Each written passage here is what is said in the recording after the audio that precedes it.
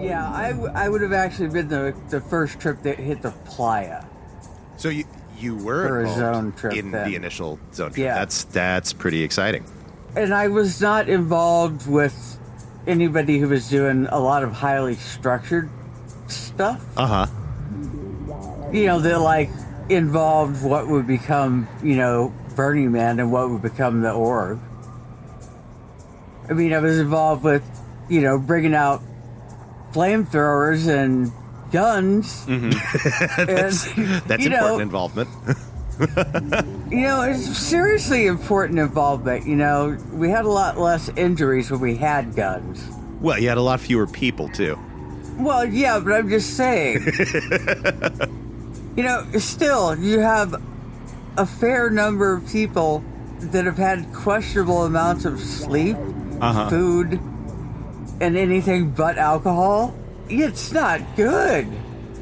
Guns and that should not be good. But I don't ever remember anybody getting shot to death. Well, not to death.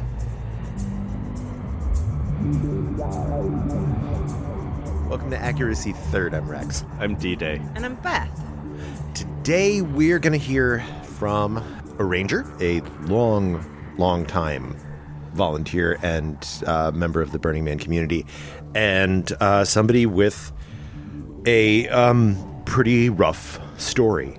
So listeners, heads up, if distressing material is not to your taste, you might want to skip this one entirely. Well, it's not all distressing. I mean, a lot of it's pretty distressing. fun. It's like a heavy most episode, things. though. Like, if you're not ready Yeah. for a heavy episode, there's a lot that happens here. Yeah, if you... Oh, man, I don't know. If you want to skip it and hear the fun... It's fun. I don't know. I feel like I'm apologizing for it. Guys, hey, it's super fun. You'll really enjoy it. It's just a distressing story about how one of our courageous and wonderfully dedicated volunteers gets forever injured that negatively impacts them for the rest of their life while working at Burning Man. Yeah. And Halston is very gracious in sharing her story with us and leaving us space to preserve both like the events that happened and how she feels about it. And also we're just cutting off a lot of like legal back and forth stuff. And if you are a member of our community, you can find the entire story online on social media and other places without much difficult searching. And even more importantly, Halston needs support. It's GoFundMe.com/F/iBeam. Don't be confused. That's not I-beam like it construction material. It's EYEBEAM. GoFundMe.com/F/iBeam. Yeah, it's also called Blinded by the Light. You can also just search for GoFundMe Ranger Halston on Google, and it takes you right there. It's the top link. And with that, let's hear from Halston.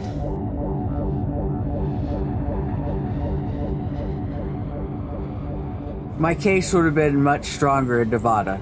The worst thing is if I had to do it all again, the day after I got hurt, I'd have had a lawyer. Can you tell us what happened to you? August 30th, 2014, Man-Bird Night. I am working for the Ranger Department in the role of a Sandman. Mm-hmm. So it's time for our shift. We gather at Ranger HQ and we walk out. I'll walk out to the man. Well, we've got perimeter rangers set up holding the far outside perimeter around the man. Mm-hmm. Then, if you ever look at a video of the man burning, you'll see an inner line of people that are much closer to the fire. That's the Sandman. These are the people that are closest to the fire that aren't wearing fireproof clothes. Exactly. We're not wearing fireproof clothes. Most of us have all cotton gear, just our normal gear. Some of us have protective shirts and things like that on our own, just because It's really damn hot next to that thing. It's so hot. And, you want to protect yourself. So you're trying to do the right thing, wearing cotton clothing and wearing long sleeves and wearing gloves, wearing good sturdy boots. So we're out there. The giant mass of people has gathered. Nothing is happening yet. Just everybody standing around. The Rangers and I think there's some temple guardians that work some of the perimeters. Some other people from other departments to do some perimeter work. You have to have a person so many feet, basically, when we're making this big perimeter. And it takes an awful lot of people. And it's not a fun job. Because people are always trying to push forward, or they're trying to bring their bicycle all the way up to the front. Things that just aren't going to go well. So you're the bad person telling them they can't bring their bike up there. That's where the outside ranger line is. So I'm working inside, and this has been, for the past 4 or 5 years leading up to when I got hurt, we had been having more and more problems in the city with lasers. Whether they were camp lasers, or mounted art car lasers, or handheld lasers. We were just having more and more problems with people getting hit in the face with lasers because they're not angled properly, or it got jiggled around on the playa too much and the bracket broke. Right. And now it's just pointing, right down to where people's eye level is. So, after our shifts, we write a report log. If anything happened and what happened. So we have details for the ranger department that holds us accountable for what we said, what we did. So we've been filling out these forms, got, more and more problems with lasers, and nothing is being done. Nobody wants to hear about it. Nobody wants to do anything about it. Inevitably what had to happen was I'm standing there in front of the man they're about to burn. And if you look at the videos from 2014, if you look at where the man is burning, you can see all the laser dots on the man. Yeah, he's like polka dotted. There are so many lasers. Yeah, and you know what that means? That means you were shining a laser directly at me because I'm that last line that has to look out at you. And if that laser doesn't contact me, it goes right through and contacts somebody on the crowd on the other side. These handheld lasers can burn a retina at 3 to 10 miles. Oof. Yikes. Okay, this is a handheld that costs you $30. Now, these $1 million art cars that are out there with their gigantic lasers, that's what did the major damage to my eyes. Was a big mounted laser. Because the participants, and probably whoever's there with participants, thinks it's fun to shine lasers at people. Well, lasers are a weapon. Yeah, they're not a flashlight. Yeah, people think they've got a cat toy. Yeah, well, it ain't a cat toy. And since Burning Man the org would not make or change safety rules, here we are with all these years, and we've got people with eye damage. Just they don't know how it happened, and then they got home and their eyes were damaged. Right. Yeah, well, I know mine. But we, have instances of other people who've had problems, and we've had problems since. I'm standing out there. It's dark finally. Anybody who's been at Burning Man knows it takes forever to get the man to light. Forever. There's the drums and all the other processions, and we're all standing around, and now we have to go putty. Wait a minute. All that shit is filler? Holy. Yeah, perimeter. Burning Man! Perimeter shifts, burn night, are the longest thing at Burning Man. It takes 100 hours. Yeah. You've never knelt so long in your life. It's physically painful to work a perimeter. Yeah. Yeah. You can't get comfortable. You can't sit down. You can't just walk around in a big area to kind of whatever. You're just stuck. Well, the Sandmen are stuck back behind that line before the fire. So that if somebody breaks through the outside perimeter, hopefully we catch them and secure somebody who's trying to get to the fire. But that's our only job, is to keep people out of the fire. And we're not perfect at it. It does happen. It's hard. The most recent time the guy went into the fire, I had already been injured. Was it a single moment that a laser hit you? Did you know in the moment? I knew in the moment with my left eye. Have you ever welded? I've brazed. Okay, well, a lot of people will know. You know, it's really bright. You've got to wear a welder's helmet and all this other stuff to protect your eyes. I have had flash blindness or, heard people talk about it from people who welded. So I'm standing out there and all of a sudden, they're coming at us from everywhere. All of a sudden, my left eye was gone. No vision. No light, no dark, no nothing. Just no information. Just no information. It burned through my retina and back into my optic nerve. Jesus. In literally a split second. So now I'm out there with one eye that doesn't work at all. And I took my goggles off. I'm thinking,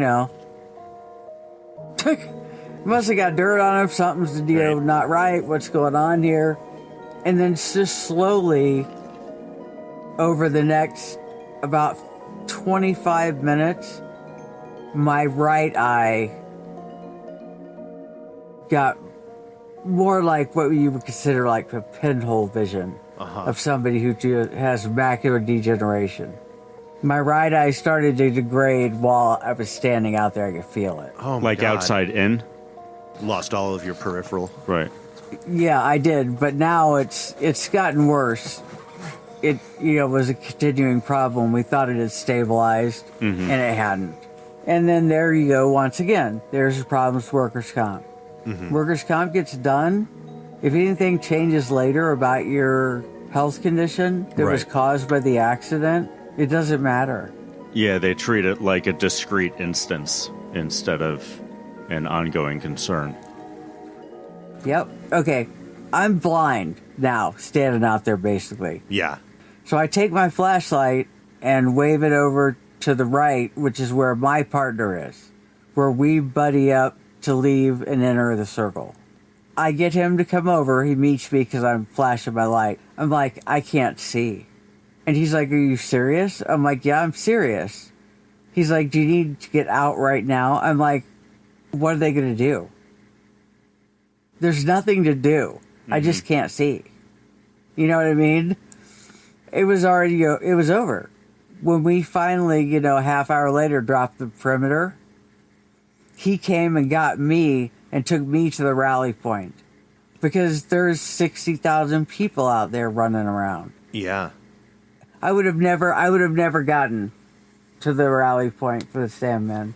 Right. I am without him. so impressed that you kept your cool and didn't panic and have him get you out of there. I think I would be terrified to be in the inner circle with hyper limited vision. You've got your partner, which is, the good thing, but I knew that, we dropped the perimeter relatively soon. Mm-hmm. And where was I going to go? I was going to go to the same place to have a doctor look at me. And I knew it was lasers that had hit me in the face. It's all that's pointed at us. Sure. Some kind of laser or some kind of light. So I'm like, something has happened to my vision because of a light. Then I found out that it was actually lasers. So now I'm down to what's left on my right eye, 15 to 20% of the peripheral vision on the right side of my right eye. Oof. And that's all the vision I have. Oh, man.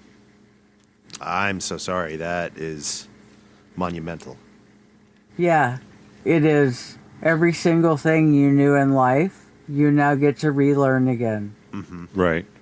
And be happy for the things that you get to relearn to do, because a whole bunch of other things you're never doing again. Yeah. I can't drive. Which is a day-to-day necessary need for most people. Mm-hmm. It was for me. Yeah, especially if you live outside of an urban area. Even if you live inside an urban area. Yeah. How do you step under the subway? How do you get down the stairs? Yeah. How do you find the bus stop? You literally have to learn everything. You learn to use a dog or do you use a cane? It's overwhelming. People don't realize, just put on something that blocks your vision and try to function inside your house for an hour. I really sympathize. I have an ocular condition that crept up when I was a teenager, and it affected one eye more severely than the other, to the point where in dark situations I'm nearly blind in my right eye. It's corrected now, and I'm fine and functional, but I know the feeling, or at least the fear, of losing your vision, because I thought I was going to lose the vision in my right eye completely. It's so foundational to how our world is built. Yeah, everything you do. I mean, I wore glasses in high school. Beyond that, I had no genetic eye problems, no eye issues at all, except for the fact that I wore glasses. And it was a very light prescription. I went from basically being, perfectly able to see to being legally blind. If it would have been a year that I had driven by myself, I wouldn't have been able to get myself home. Because I couldn't drive back. Right. Yeah. Fortunately, it was a year I had ridden with somebody else. And even if it wasn't, I know enough people out there, Right. personally, that I could get somebody to drive my vehicle home for me, and I could fly them home or whatever. Yeah. I could have figured it out, but it would have had to have been me to figure it out. Yeah. I mean, I guess I don't know. I don't know how much my department would have been able to help me with that had that been the situation, because it wasn't the situation. Whether the department officially was able to do anything or not, the Rangers themselves, I think, would have seen you taken care of. Or I would hope. The Ranger community would have taken care of me. Would they have done it as an official move? Hard to say. One would hope, but... Yeah. One would hope, but one would hope that I wouldn't be permanently disabled and, lost my future that I had built, was building on this farm. Yeah. And I can't work for somebody else. I'm way too high at insurance risk. Number one. Number two, there are things I can do, but I can't read a cash register.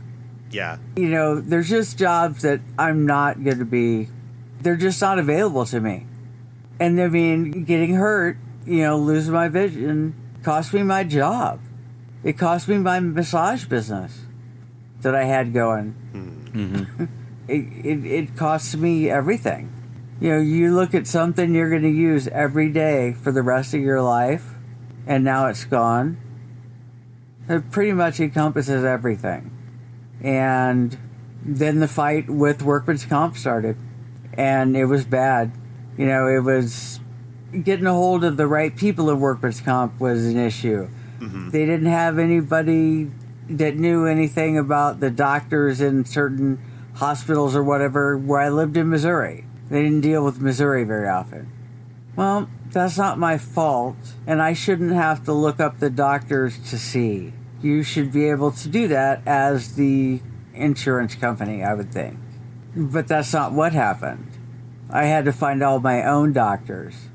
I've never seen more running around in circles being done to keep somebody from getting an eye exam. Ugh. Well, their business is to insure you, but their motive is not to take care of you. That's right. And Burning Man, as an organization, everything I tried to do just became this big time suck that, somebody, well, I can't approve that, or I have to talk to this other person. I mean, are you serious? I just lost all my vision working for your event for basically free. An event I have to drive, 1,200 miles from my home to get to on my own dime. They don't pay us to get out there. We're volunteers. So, I mean, that's a lot of money. You guys fundraise for everything. every JRS that comes out is asking for money. For art grants, or for this, or we're putting this up, or we're doing that, or Birders Without Borders. I'm not saying those aren't great things, but this is a money-making, donation-creating, huge corporation. It's not that hard if they would have taken $5 and added it to a ticket and then put that money in a fund to help people that get hurt bad. Mm-hmm.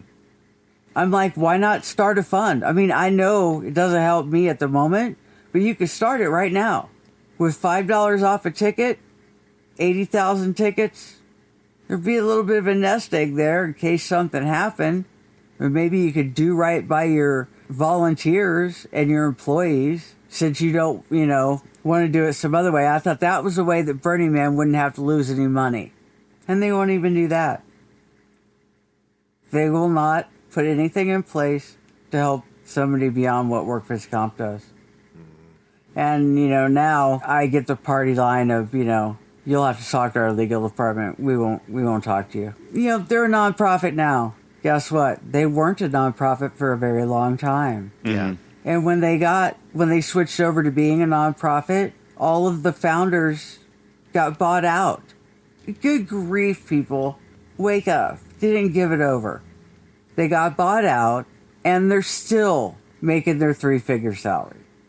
They go around talking to people all over the world, and one of the things they talk about is how they take care of their volunteers and their workers, how that we're so important to them, yet they don't take care of us.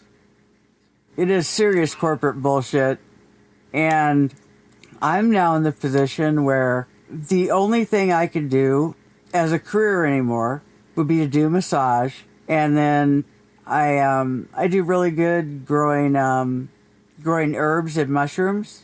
Mm-hmm. The legal kind you could sell in the store.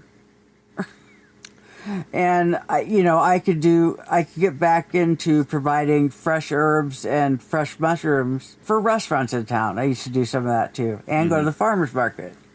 Well, I would need help to go to the farmer's market or take something to a restaurant. That's true. But besides that, and doing massage, there is no other work for me. Yeah, it is tragic, and I'm bankrupt. Mm-hmm. It's damn near bankrupted my family. Yeah. How'd you like to be that one? How'd you like to be the one that, because you got hurt working at a festival or an event or whatever you want to call it, that you made the family farm basically be less than half of what it was? That's not, it doesn't feel good.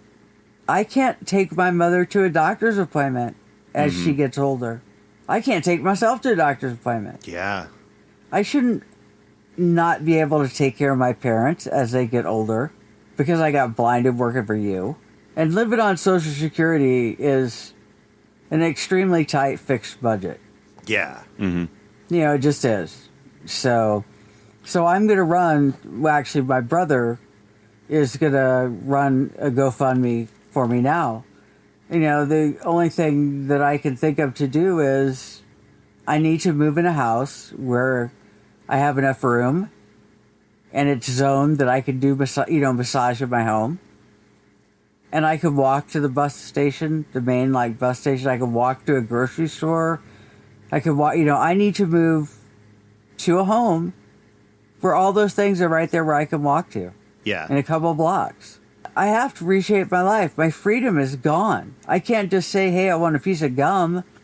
Just the things that you would want that you just don't happen to have sitting at the house at the moment. All that's gone. You have to plan a trip because you have to get somebody to take you there. It changed every single aspect of my life. There was nothing that this didn't touch. But you're still part of the community. You're still rangering. Yeah, still rangering.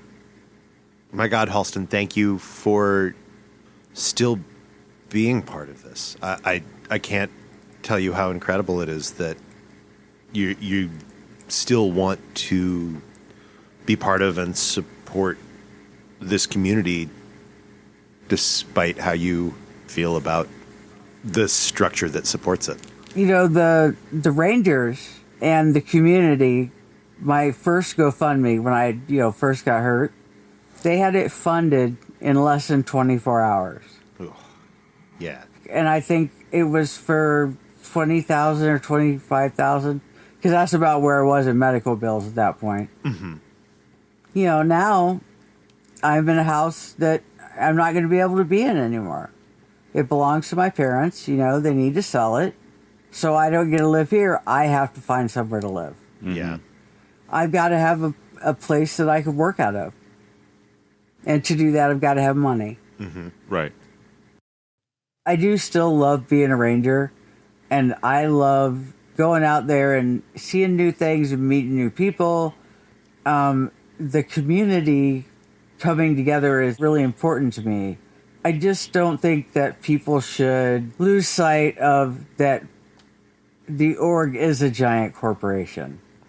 Marion was here at my house. She may personally feel bad that I don't have what I need. But she's not the only one voting, so, whatever. Sitting in my house and telling me you feel bad doesn't make it so that I'm not going to have to, live in the street. Right. I know it's not one person's decision, but I know that if you're one of the founders on the board, I would be embarrassed for many things that I have seen them do, but I would be horrified at the way they've treated me. Burning Man admits it over and over again that they could never hold the event if it wasn't for all the volunteers.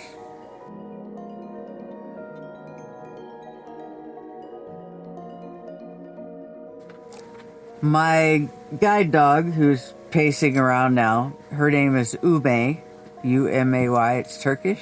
And it means? It's actually the name of the goddess of protection of women and children. Ooh, nice. Good dog name. Yeah, good dog name. Turkish Kangal is what she is. So she's a livestock guardian dog, so I could still go out and be on my parents' farm.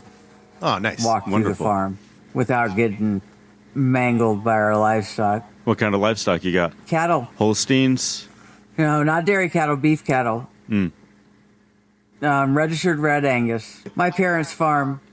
So, Yeah. and I used to do a lot of work on the farm with them because I was planning to take over the farm, probably eventually, but Right. that is now no more because I can't drive.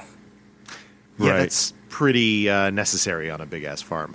I can't get away without driving there. I've lost so much vision at this point that it's just too damn dangerous.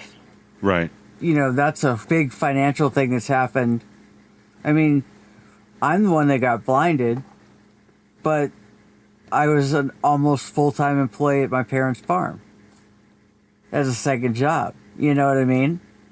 Sure. That's farming. Workers' comp and anything like that, does it make any difference? If you don't get paid on a paycheck, or, it goes in on your taxes as you earn the income.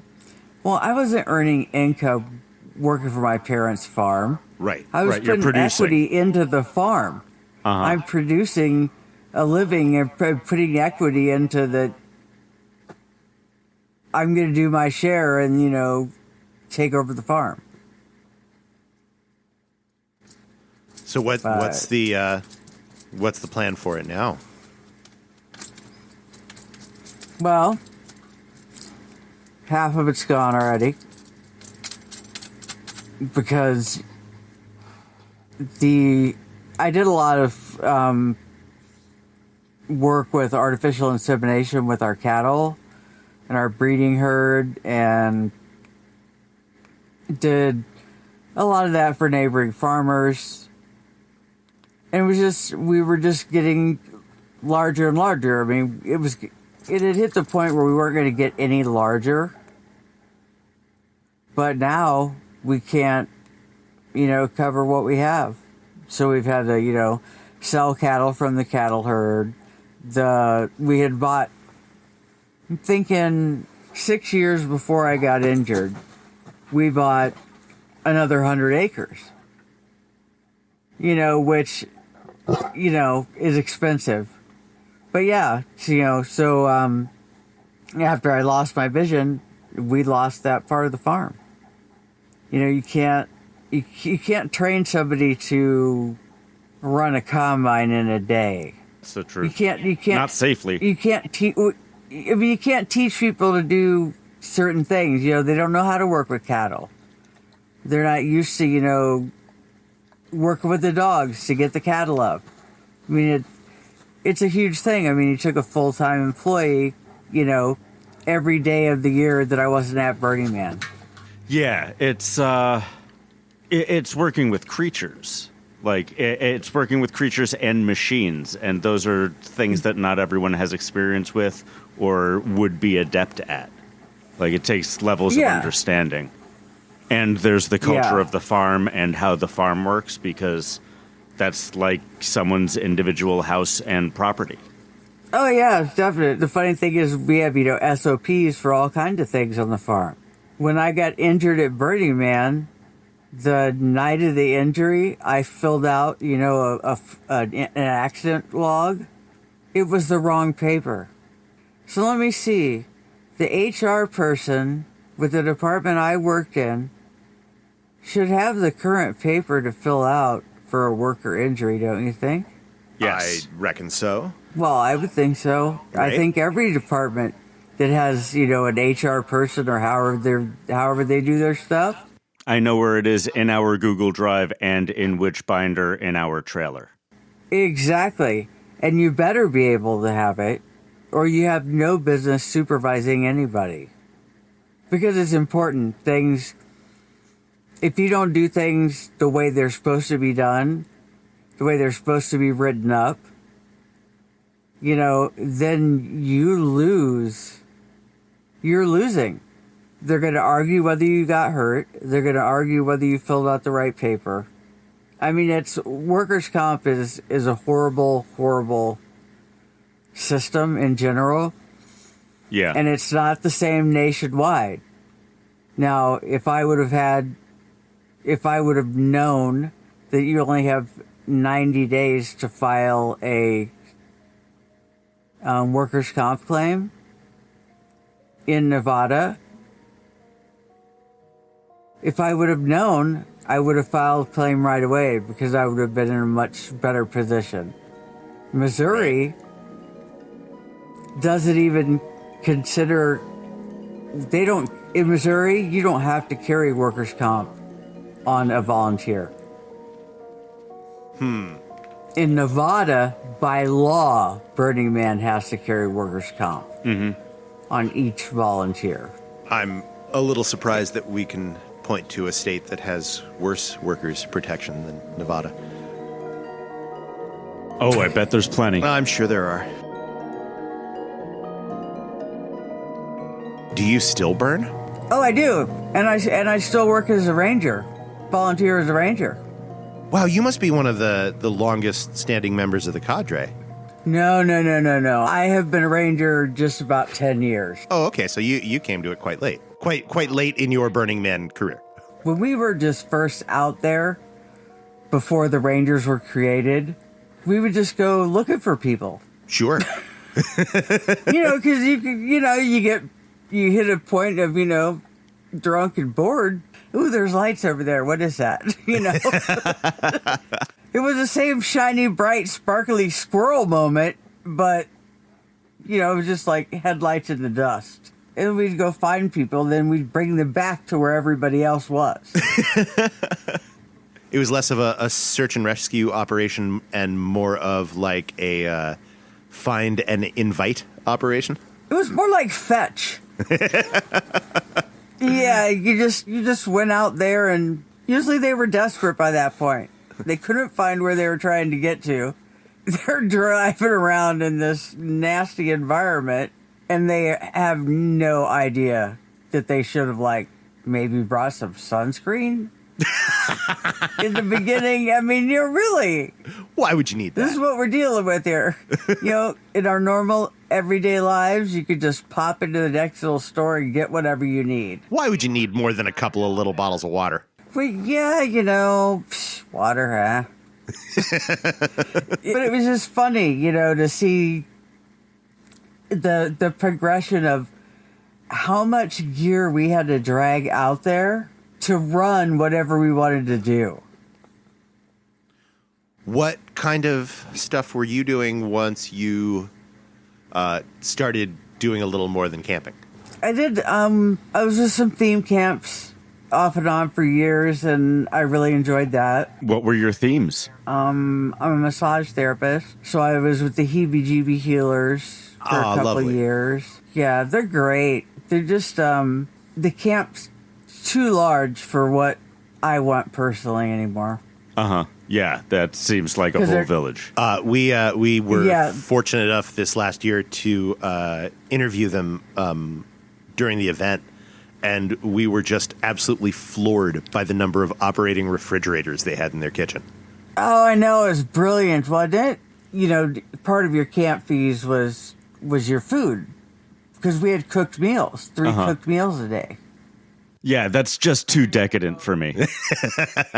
You gotta at least walk to commissary. Like, you can't just roll out of bed and, crawl 10 feet and get your food. Yeah, well, at Heebie's you could. I could roll out of my tent and roll into the kitchen pretty much. Yeah, and someone would help you But- walk back to your tent after. Usually, yeah. God, put her back down. The sunlight's still out. It'll be bad. I worked a lot of the night shifts doing massage work on people when I was with the Heebies. I didn't even know they operated at night. Shoot, I could have gotten so many massages if I'd known that. Well, yeah. It's not about you needing massages, Rex. It's always about me needing massages. Why do you think we started this podcast in the first place? There you go. Well, it's more of a, the person is going to come and you're going to give them a massage at night. It's not just a general I see. mass. Once again, it's Yeah. about knowing people. I've been with Radio Electra, which is who I camp with now, 10 or 11 years now. Oh, right on. That is a great bunch of people. Love Radio Electra. Yeah, I think it was Radio Electra's 20th year in 2019, and they're a radio camp. We set up a radio station. Yeah, we actually gave them access to our files to broadcast some of our episodes during the event. Couldn't say whether that happened or not, because I haven't brought a radio to Burning Man in a decade. This is the first I'm hearing that it's a thing. This is the first year remembering that we did this 2 or 3 years ago. Sure. Look, man, it's been a long quarantine. It's like living in fucking Silent Hill. Yeah, I don't do much in the radio station at all. I pop my head in there every now and then and just look around because I'm not one of the radio people. I don't DJ a session or anything like that. Every camp needs support personnel. You can't all be pursuing the main task. No, someone has to bring the beer and bring the food in because that 4-person has to have their meal too. Yeah, they're called chums, and we all need chums. Yes, this is true. The one DJ it is like being catered to. I'm sure we look like little ants going in and out of the radio station. Well, the DJ is, I must say, the most important person. They are, apparently. They think they are. And, at the end of the night when all of a sudden there's no music on it and I'm screaming from my lawn chair, dead air! Yeah, there's nothing more terrifying than being in a booth and being the cause of dead air and having to figure out, what lights aren't on, what lights aren't on! See, I feel like that's a problem that could easily be automated. You just get a little... Guy. That's not automation. I was going to say a shot collar and a microphone with a volume sensor. When you get more than 2 seconds of no volume, you get a nice little jolt. Oh, dude, that would do it. Well, the problem sometimes is that you're still hearing it on the monitor in the booth, but it's just not broadcasting for some reason. And that's why you need the shot collar. Oh, maybe you just need a bunch of shot collars. Yes. Okay. All right, theme camp idea. Here we go. That's probably true. Someone wants to fund our new kink camp. The what? Our new kink camp, shock collared. Oh, yeah, shot collars, yeah. Mm-hmm. Hey, trust me. But shot collars definitely work. We're all in a little cluster there when we're eating or just hanging out. So you wouldn't even need to all be collared. You could just collar one person and watch for their yelps. Yeah, exactly. We can even solar-powered recharge the batteries. It'll be fine. Yeah. Mm-hmm. It's getting easier and easier to power things by solar every year. There's basically no reason we should be consuming power out there. Well, that's true. But there goes money. Yeah. Well, we just gotta get Uncle Elon and Uncle Sergey to kick down. No. Yeah, We yeah, shouldn't exactly. be doing business with them at all. They're bad people. I didn't say business. I said give us money, you bad people. That's the whole kicker. They give us money, you bad people, and then when you bad people come out to the playa, we let you act like idiots. Yeah, I like to keep my level of complicity as low as possible while still being completely complicit through my engagement in capitalism. It's very difficult ethically. I thought the whole magic of Burning Man was that we all got to act like idiots. Unless we're wearing our khaki hats. No, don't get me wrong. Some of us have been idiots in khaki. I will admit to being that idiot at least once, so, I can beep that out if you want. She said idiot, not part of the problem. There's a technical difference. I'm not a ranger. I don't know your terms. Yeah, well, idiot's pretty standard. Usually I can get that through a language barrier into just about anything. Yeah, I have a Duolingo subscription, but I haven't started using it yet. You haven't taken your ranger language courses? Or most of my English language courses. I'm really stumbling along here. So, Halston, how did you end up taking the khaki in the first place? Well, this is what happened. I realized that I spent an awful lot of my time at Burning Man sitting with people who shouldn't be alone at that time. So you were rangering already, as is the lore of the department. They found you and gave you a hat. Yeah, exactly. I was rangering already, and I knew danger.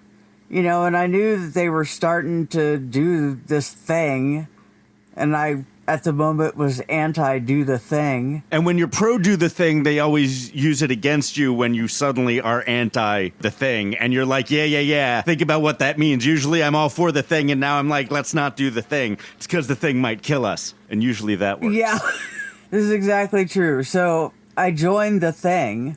Did you find that rangering greatly changed your burn experience? It took me out of my camp more. I saw more art and I saw more other camps and what they were doing rather than just being with my group of friends and hanging out. Rangering definitely got me for, 6, well, it used to be 8 hours, but now it's a 6-hour shift. Oh, thank God for that change. Hey, it's you work the grave shift, that last 2 hours will kill you. When I was a ranger, I was almost exclusively graves, and the 2 hours after the sun has come up and the inversion layer has flipped, you didn't ever think hell could be so cold and bright. Yeah. How does that work? I know. I ranger a lot of graveyards. That's the shift that I prefer. If I'm just dirt rangering, I want to be on graveyards. And then I do mentoring. I help with trainings. I do green dot trainings and green dot mentoring. And then I'm also a green dot out there. And I spend a fair amount of time doing that. Just talking to people that are pretty much having a bad day for one reason or another. That is such incredible work. Allow me to express the gratitude of the community for what you do. Green dots have saved not so much my ass, but the ass of the person that I couldn't actively save myself on a couple of occasions. Yeah, we all love our friends, we do. But sometimes you just need a place to take your friend. And you need a person who's got all their attention to dedicate to what that friend is going through. So you can get your fucking work done. And if you're really lucky, you can have 2 participants at the same time in Sanctuary who will entertain each other. Yeah. Oh, brilliant. It's brilliant, it is. If you can get them simpatico, I imagine. Yeah, if you could find two that you could like stick together, they kind of just talk to each other and do their little thing, you know. Yeah, here's a bowl and a funnel and like a quarter orange juice. Go nuts. Exactly. Yeah, you know, and they're safe. Nothing's gonna happen to them. We're right there. But yeah, it takes the stress off of, you know, listening to the same thing for the 40th time. Because you want to help somebody, and most of us are not psychologists or psychiatrists, so we're just pure, you know, peers talking to each other. And sometimes if somebody gets in a loop, they just don't want to come out of it. Right. And you hear the same thing over and over for like 45 minutes. And I'm sometimes amazingly tolerant, but sometimes I need a break. At some point, I need to go to the restroom, find caffeine, probably nicotine, and then I'll come back in and tag you out. But I'm not going to be much help of anybody if I hear this without a break. And the Rangers, I mean, the Rangers have done amazing things to, you know, help the community work out its differences and keep people safe within the community. There's huge positive things that have come out of it. What Burning Man has become, it 100% could not have become if Rangering hadn't become the framework that we built the structure of our community off of. If we had just like acquiesced and let the cops be cops, the event would have fizzled. Just taking care of the people behaving like bad people. I mean, the ratio is just a lot higher. Yes, there's a police officer that you may not like the way they interacted with somebody, but the amount of those police officers out there compared to the amount of people out there, it's minuscule. Oh, yeah. And especially in the beginning, you know, there'd be, you know, one BLM ranger come doodling by at some point. You know, it was completely different. And the more people you have, the more safety precautions you have to put in place so that you don't have people hurting other people. And if you want to have a sized down police presence, something has to take that space in between, you know, law. And this is some suggestions you might want to try. And could maybe you and the camp next to you go through a list of suggestions and see if we can figure out what time to turn the music off without having to call me 10 times? Well, because I'm working graveyards, right? You know, I mean, really? I mean, what? You're camped out on 10 o'clock, let me see, and it's, you know, 10 o'clock at night and you want to make a noise complaint? What? I can't even find you when I go back there. It's so loud. No, you don't understand. I didn't come out to the Black Rock Desert to hear techno music. Dude, I know. Oh, my God. It's just a thing that we deal with. That's a part of the struggle. It's fine. Yeah, and that, you know, it would be nice if the 30 or 40,000 people who came just for the weekend, for the party, get a grip on themselves a little bit before they hit us on the weekends, because they're kind of harsh. Man, it has started getting harsh, like, all the way back into the end of setup week, in my opinion. We've totally had green dot situations in our staff camp from just, like, participant meltdowns on Thursday of setup. Exactly. I'm like, really, seriously? You're out here early event to set up, and I've spent 10 hours with you in the last 2 or 3 days? Because you need somebody to talk to. At some point, you've got to be responsible for yourself and not do damage to other people. Yeah. I mean, I've just ended 9 years of being a volunteer manager out there. And by the end of that, like, the first instance, depending on what that instance is on Playa or on their way on Playa, when you have to deal with them, you're just like, oh, man. Like, no amount of hand-holding here is going to, like, stop the fact that, like, we're going to have to get this person off Playa. Yeah. It's like, oh, no. That's immediate terrible judgment. There's a lot of terrible judgments, and I have done some questionable things in my own judgment. but it was my own choice whether I was going to do that or not. Whether I was going to do what would be considered a risky behavior. Sure. But I never shot anybody out there. And I had a gun out there for years. Right. And years. So the things that get started that I personally have dealt with, you know, with altercations with people, is just people are too altered. For whatever reason, whether they just haven't had enough sleep, you know, or their body's breaking down and they need some sleep, food, water, or they just came out there because they thought they could get away with being an ass. My father always told me how skilled you are is not nearly as important as how much judgment you have. Because you can always get to good. points where you exceed your skill, and you will only be able to pull back if you have the judgment to know what your skill is in the first place. Yeah, very true. Yeah, and it works real well with fuckery as well. Your dad's aphorisms are pretty complicated.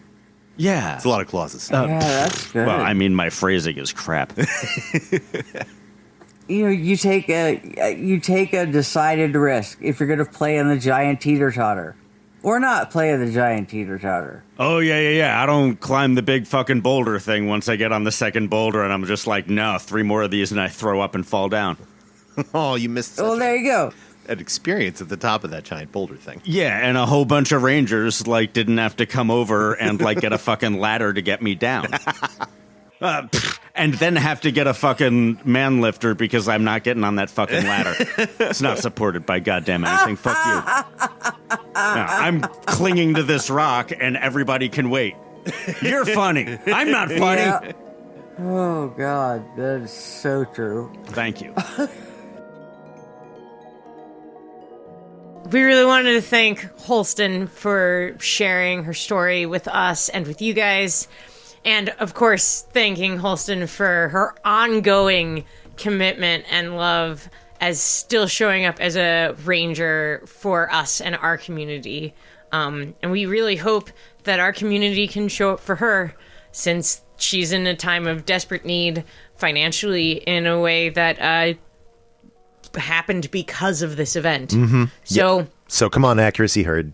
Head on over to GoFundMe.com/F/IBeam, EYEBEAM, and give Halston a helping hand, please. please. This is someone, you know, it's the thing that keeps occurring to me, which I hate, is sort of like military service, like hurt in the line of duty. This is someone who spent their free time And money. to do one of the kindest and most engaged roles on the playa, which is being a ranger, and got hurt in the line of that duty to such an extent that it has forever changed her life. And I would really hope that our community can step up and help, because she's an amazing person and deserves some support. And I know that a lot of you are starting to feel real excited right now about going to Burning Man again this year. And you know goddamn well we are. Yay! So channel some of that excitement, get some of that community feeling into helping Halston. You know, you don't need to spend $12 more on glow sticks. Go give give that to Halston. Yeah, you'll find glow sticks out there. It will. And you'll also find us out there. You'll find us at our listener appreciation party. Details to be announced as the event Eventually. gets closer. But it's happening this year, 100%. Draw us over to the 2 o'clock side. We'll go there. Us in August, baby. And if you have stuff that you would like us to do on Playa, let us know. We like showing up for things. Yeah. Tell us what is going on. It's been pretty at your good camp. finding out what's happening at Burning Man through y'all. I have enjoyed that. So if there's something that you think we would love, come invite us. We don't guarantee we'll leave camp, but we might. We might. Roll the dice. We might show up. Do you have showers at your camp? We'll have sex with you. We will. That's what we do. We just might. By the time you're listening to this, listeners, we have probably moved into our brand new studio shed space in the backyard of the House of Males and Tails. Yeah, if you go over to our YouTube right now, you can see video of our asses on ladders in the air while we're painting our new shed studio. I guess that's happening. Oh, Travis has just been taking like videos of us and posting them on Instagram and shit. Like, I found out that like cute stuff was happening here because other people had seen the videos on Instagram. Yeah, how about that? Yeah, we should teach Travis about consent culture. Travis, who has more followers on Instagram than all of our Instagram accounts He combined. is a great follow. Oh, he is. He is an incredible great follow. That's one motherfucker who knows how to use social media right.